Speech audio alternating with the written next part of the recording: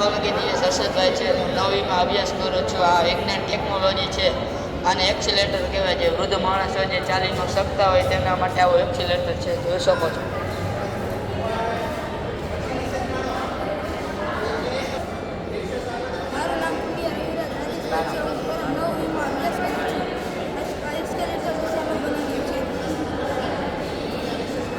બોલ.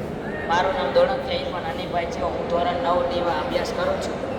ધોરણ 9Dમાં અભ્યાસ કરું છું. આ મારી વિજ્ઞાન ટેકનોલોજી છે. વિજ્ઞાન આમાં આપણને ખબર પડે કે આ છે ને સ્થૂર ગતિ છે. જે ગાડી સ્થિર જાય એટલે સ્થૂર ગતિ ને આ રેની દોલન ગતિ છે ને આ રેની વર્તુળાકાર ગતિ છે. મારું નામ બારોટની દિનેશભાઈ છે. હું ધોરણ 9Dમાં વાત કરું છું. ધોરણ 9Dમાં અભ્યાસ કરું છું.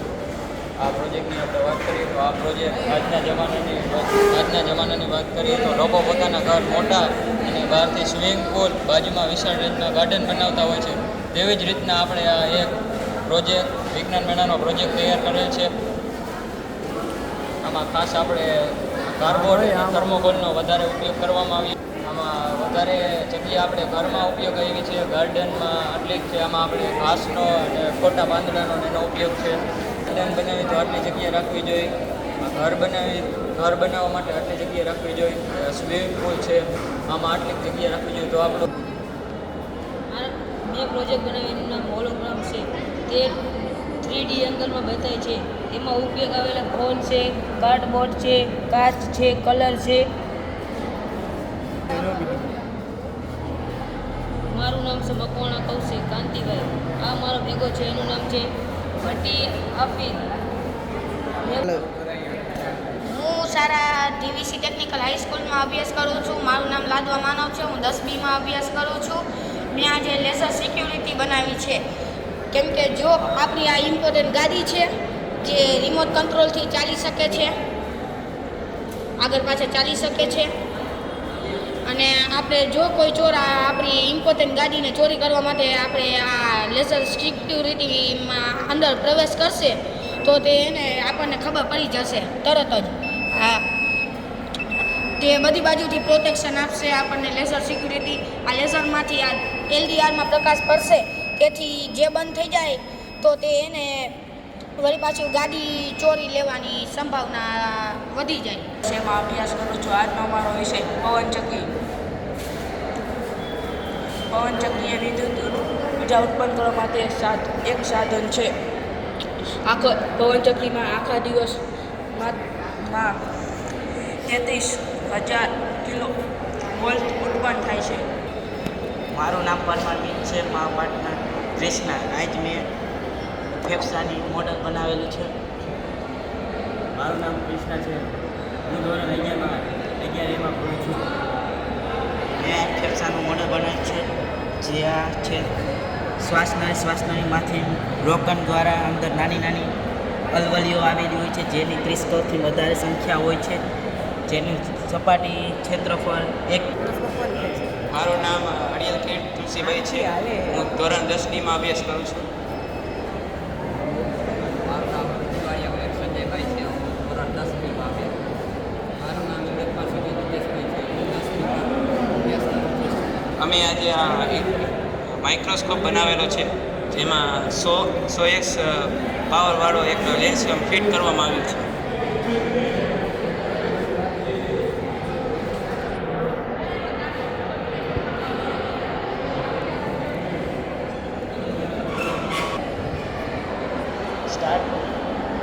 મારું નામ ચૌહાણ નૈતિક છે.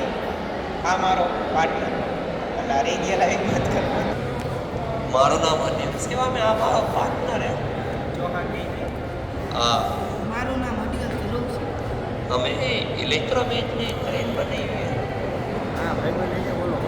ટ્રેન બનાવેલી છે. આમાં ઓછા બળના કારણે પણ આપણે ગતિ કરાવી શકાય છે. જો આપણે ચુંબકના N ધ્રુવ વચ્ચે જો અપાકર્ષણ બળ લગાડવામાં આવે તો ઓછા બળને કારણે તે વધુ ગતિ કરે છે. નમસ્કાર વિદ્યાર્થી મિત્રો, મારું નામ ગોયલ જયદીપ છે. આજે મેં વોટર ડિસ્પેન્સર સિસ્ટમની કૃતિ બનાવેલી છે અને આ મારો પાર્ટનર છે.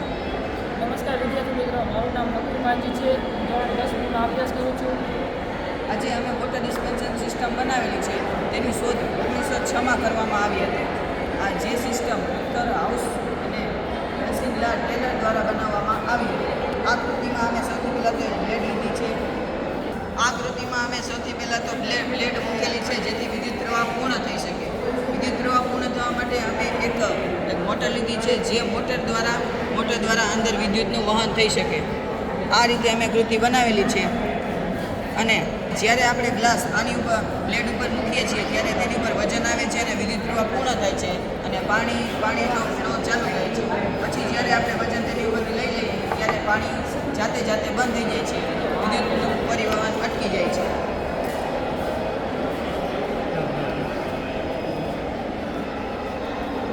આ રીતે અમે આ કૃતિ બનાવેલી છે.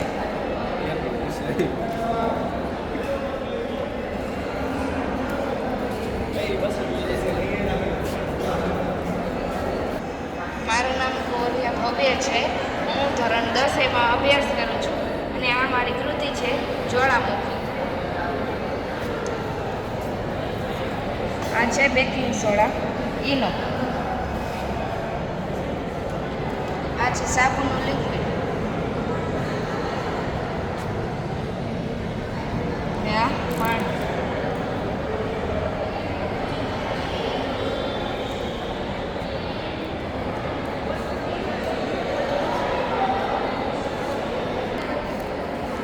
મારું નામ પંજારિયા ધરમ દિનેશભાઈ છે. હું ધોરણ 10 બીમાં અભ્યાસ કરું છું અને આ મારો પાર્ટનર કુરેશી નવાબ છે.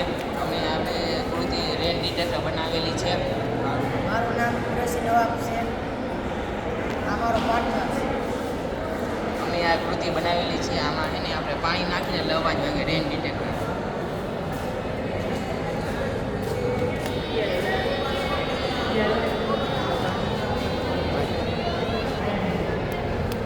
ક્યાં વાગે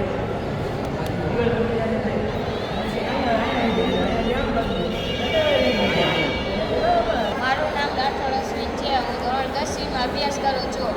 આજે મેં પવન ચક્કી ગ્રીન ઉર્જા વિશે પ્રોજેક્ટ બનાવ્યો છે.